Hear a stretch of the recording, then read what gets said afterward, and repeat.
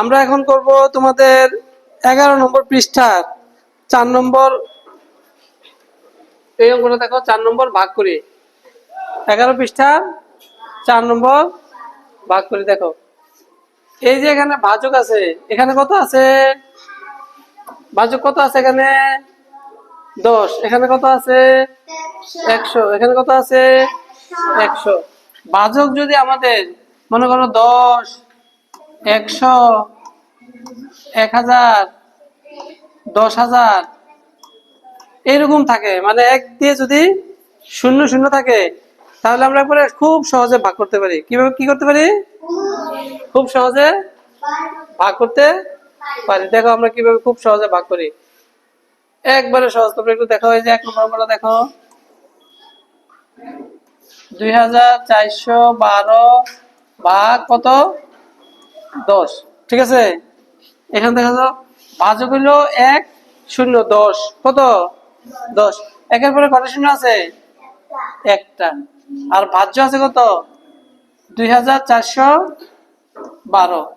একের পরে কত শূন্য আছে একটা যদি একটা শূন্য থাকে তাহলে এই যে ডান দিক থেকে এক ঘর আগে আমরা একটা কমা দিব ডান দিক থেকে এক ঘর আগে কি দিব একটা এই যে একটা কমা দিব কয়টা শূন্য আছে কয়টা শূন্য আছে একটা এই জন্য কয় ঘর আগে কমা দিছি এক ঘর আগে কমা দিছি কয় ঘর আগে কমা দিছি এক ঘর আগে কমা দিছি এক ঘর আগে কমা দিলে এখানে হয় 241 কি হয় আর এখানে কত হয় 2 এই 241 হলো ভাগফল আর এই যে 2 হলো ভাগশেষ ভাগফল কত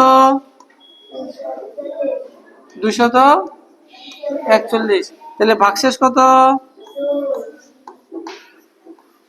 ভাগশেষ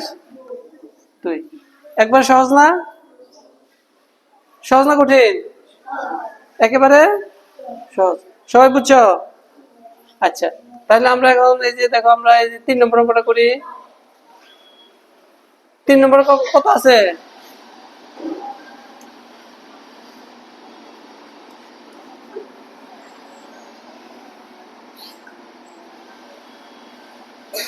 ৳৬৩,৯৭৩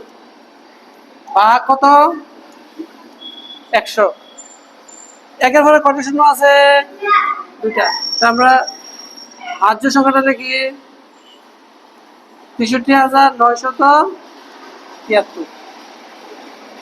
একের পরে দুইটা শূন্য আছে না তাহলে আমরা এই যে এখান থেকে দুই ঘর আগে ডান দিক থেকে 2 ঘর আগে কমা দিব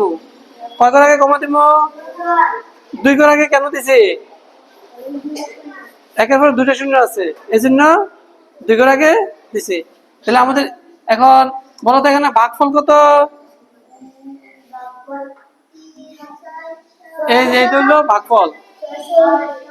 39 তাই ভাগশেষ কত 73 সহজ না কঠিন সহজ তাহলে আমরা এখন দেখবো ভাগফল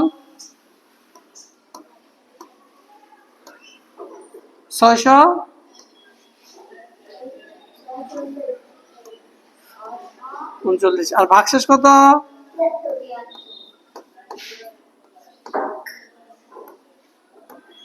73 বুঝছো না সবাই